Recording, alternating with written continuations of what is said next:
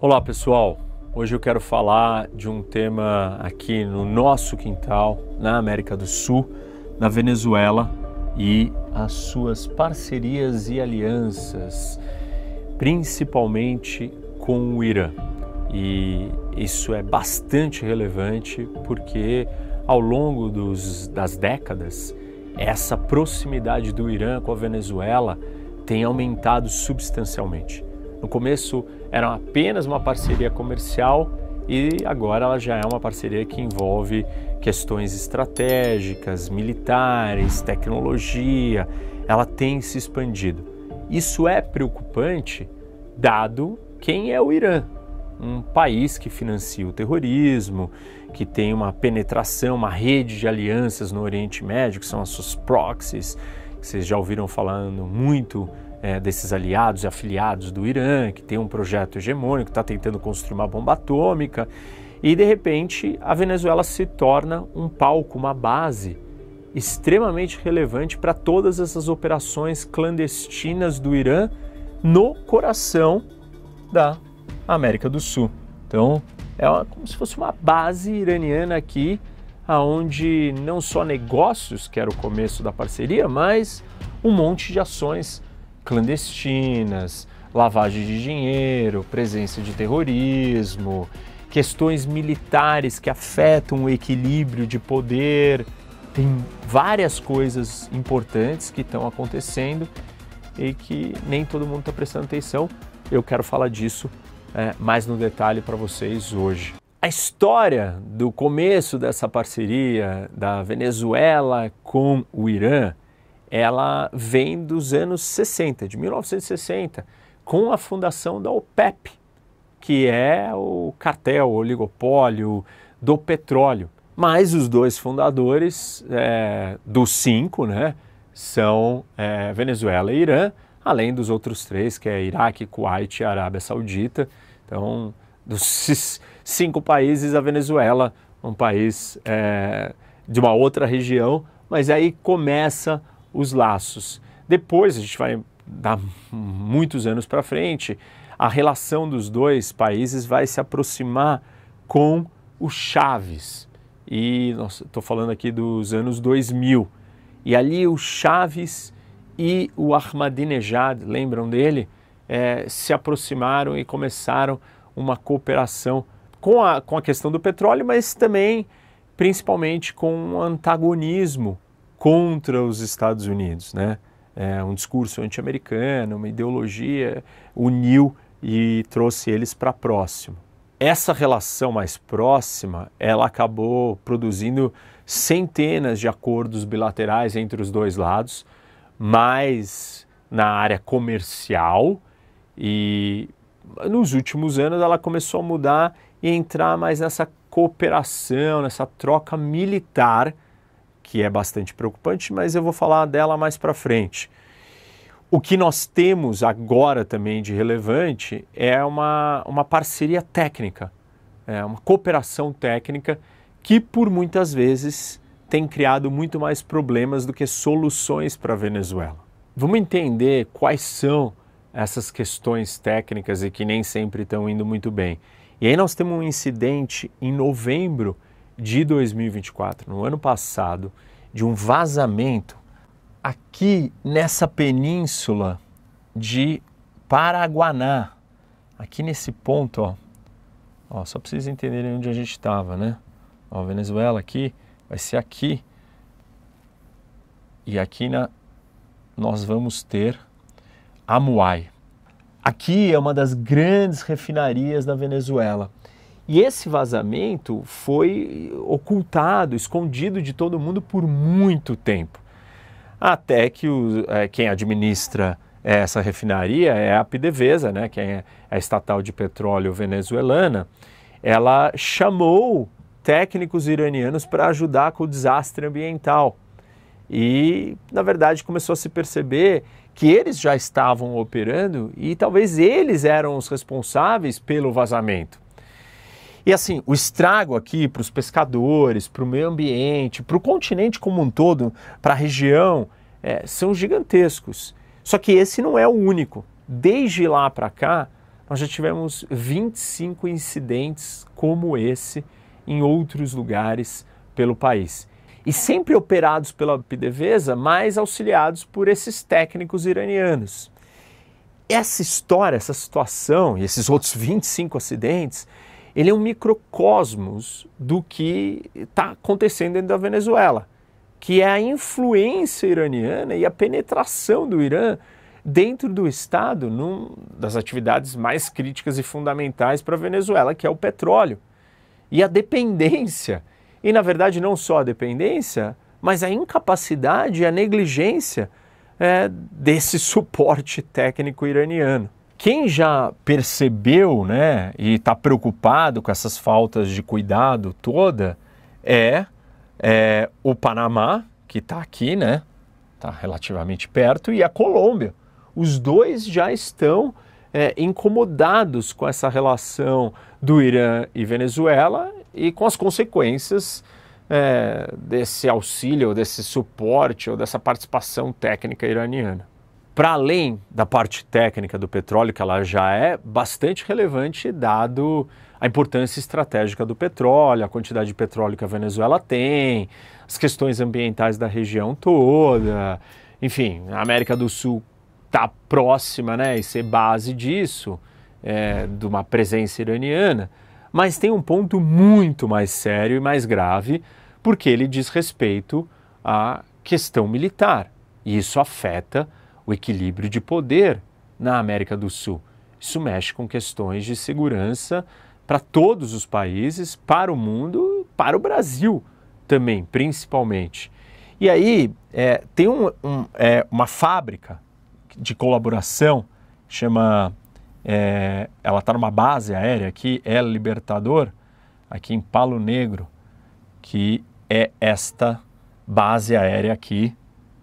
E esta base aérea, ela tem a presença iraniana e os iranianos estão ali transferindo tecnologia para a construção de drones. Vejam, e tem vários tipos de drones sendo construídos, mas dentre eles os famosos Shahed, que são os drones que foram usados na guerra da Ucrânia, que é um dos conflitos mais intensos, e eles estão sendo testados em combate e está sendo produzida uma versão venezuelana com a mesma tecnologia que é o Zamora. A versão venezuelana se chama Zamora. E esses drones são drones relevantes, porque a Rússia, parte da sua ofensiva acontece graças a esses drones. E agora eles estão sendo produzidos aqui na Venezuela, no nosso quintal. Importante explicar para vocês que quem está operando essa base aqui, essa fábrica de drones, são as forças Quds, que é aquele braço da Guarda Revolucionária Iraniana que lida com operações externas, internacionais. São os mesmos que estavam, por exemplo, na Síria e em outros lugares do mundo.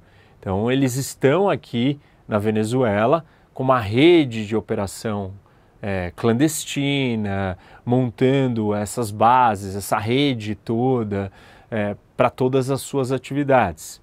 E claro, onde tem forças Quds, tem Hezbollah. E a presença do Hezbollah na Venezuela também já é sabida há algum tempo e também está infiltrado e perto do governo. Para vocês terem uma ideia, a segurança, eles ajudam, né? As forças Quds ajudam literalmente na proteção do Maduro.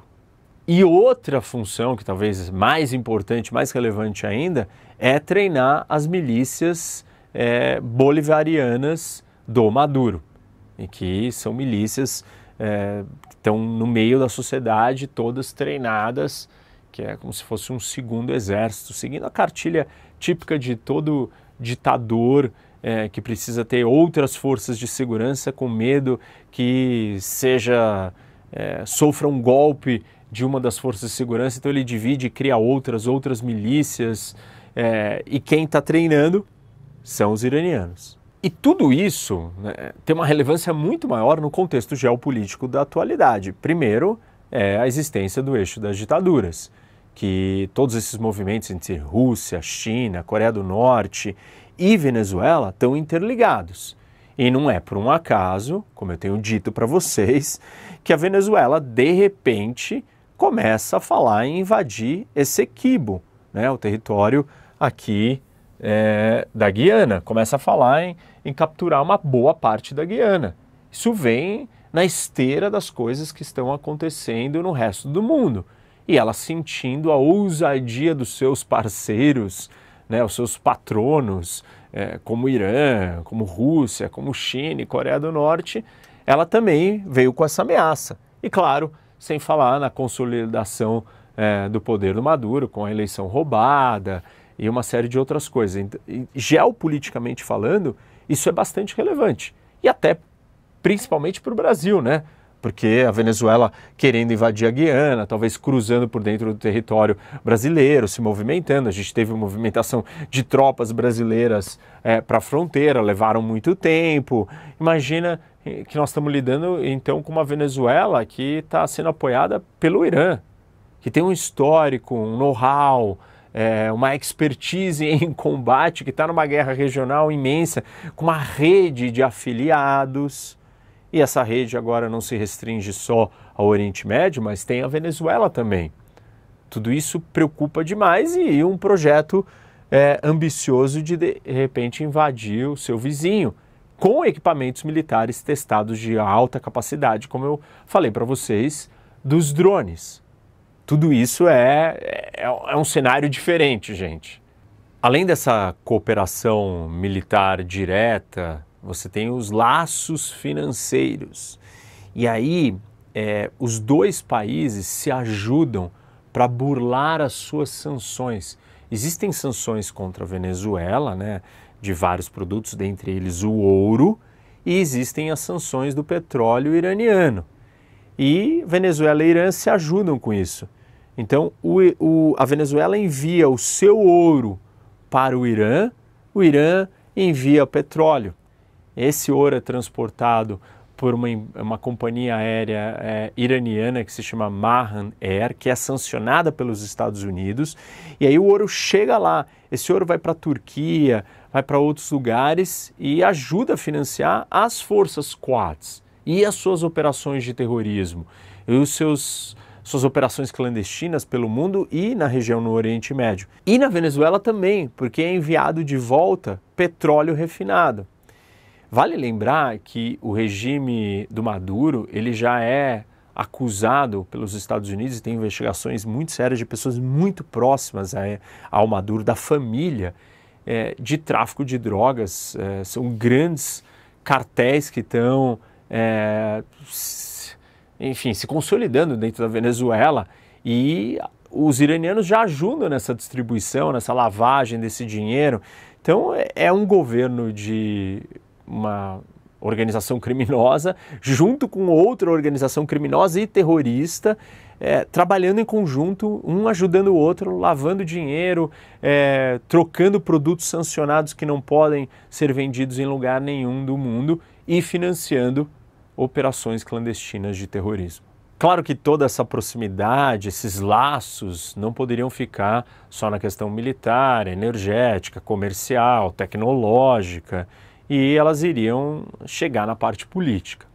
E aí, em 22, uma delegação do Ayatollah, do líder supremo Khamenei, foi visitar a Venezuela, e ali numa reunião com alto escalão do governo da Venezuela, foi conversado e feito um acordo para que, se caso os líderes iranianos precisassem de refúgio, se acontecesse alguma coisa com o regime no país, se ele fosse derrubado ou algo do tipo, que eles poderiam ir buscar esse abrigo na Venezuela e a Venezuela os protegeria. Você imagina o nível desse laço a ponto de se cogitar que a alta liderança iraniana pudesse então estar abrigada na Venezuela no caso deles fugirem porque aconteceu alguma coisa com o seu regime. Isso é bem sério e mostra o quanto profundas são essas relações. A gente tem um outro elemento importante, que é o embaixador iraniano na Venezuela, que é o Soltani. E esse embaixador, ele tem assim, um trânsito, um acesso, é quase como se ele fosse um ministro do Estado venezuelano. Então ele trata de questões militares, comunicação, energia, um monte de coisas. E ele tem muita relevância, muita importância, e ele que fica coordenando, comandando tudo isso. Em novembro de 2024, ele fez uma reunião entre o ministro da Defesa iraniano e o vice-presidente da Venezuela. E ali, para discutir um monte de questões de cooperação e tal, e até um pouco da discussão do vazamento de petróleo, nada mudou, mas se manteve o status quo e se manteve as parcerias e, claro, né, essa cooperação tão profunda que a gente está percebendo. Para finalizar e concluir aqui, pessoal, a ideia é o seguinte, isso é muito grave, muito relevante. Por quê? O mundo está passando por uma onda de instabilidade, esses movimentos todos do eixo das ditaduras, e a Venezuela sendo um parceiro menor ali, mas junto com o Irã, e o governo venezuelano tão degradado, tão destruído, tão corrompido, as instituições venezuelanas também, essa ligação do coração, do núcleo de poder do Maduro com o crime organizado, com o tráfico de drogas e todo o problema da segurança e da violência que a gente já tem na América do Sul com o crime organizado, e principalmente aqui no Brasil, isso cria condições muito fáceis para você criar uma grande rede, maior ainda, que vem se deteriorando cada vez mais, né? O crime organizado na América do Sul, na América Latina como um todo, está gigantesco. Tem uma live aqui no canal, vou colocar aqui, assistam, que eu falo sobre a questão da segurança na América Latina e como países que antes não tinham problema estão agora sofrendo consequências, estão extremamente instáveis por causa disso. Imagina você trazer um outro ator de fora que não é só uma organização criminosa, mas é uma organização terrorista. Então, você levar essas ações criminosas do tráfico de drogas e outras atividades para um outro nível, um nível geopolítico global, um nível de terrorismo, um nível de ambições e trocas e sanções e produção de armamento pesado e altamente sofisticado, como os drones. Então, assim, é bastante preocupante. O Brasil precisa ficar muito atento com isso, porque isso não é de hoje, não começou agora, mas vem acontecendo há bastante tempo e vem crescendo. E o cenário está mudando. A Venezuela já fez movimentos na fronteira aqui com o Brasil, em Roraima, já passou por dentro, já sabemos que para ela cruzar para a Guiana, e ela tem essa ambição, ela passaria pelo Brasil. Essa região é uma região de difícil patrulhamento por causa da floresta amazônica. Tem todo um cenário, um contexto colocado bem preocupante, e a ideia aqui é trazer esse alerta, né, e perceber essas conexões que elas não acontecem, não são noticiadas ou faladas a todos os momentos, mas elas estão se consolidando. Produção de drones iranianos na Venezuela é muito sério. É isso, pessoal. Espero que vocês tenham gostado. Não se esqueçam, dê like no vídeo, segue o canal, ativa o sininho para você receber notificação, compartilhe com seus amigos. Se você não conhece, dá uma olhada no Rock Academy, que é o meu aplicativo. Lá você tem um feed, por exemplo, dentre muitas outras coisas, um feed de notícias em tempo real que se chama o Bunker do Rock. Todas essas informações, todas essas notícias, todos os dias, a todos os momentos. Baixa na loja da Apple, Google, Rock, HOC Academy, e aí você consegue a assinatura e se tornar um membro e ter acesso a mais conteúdo como esse. Até mais, gente!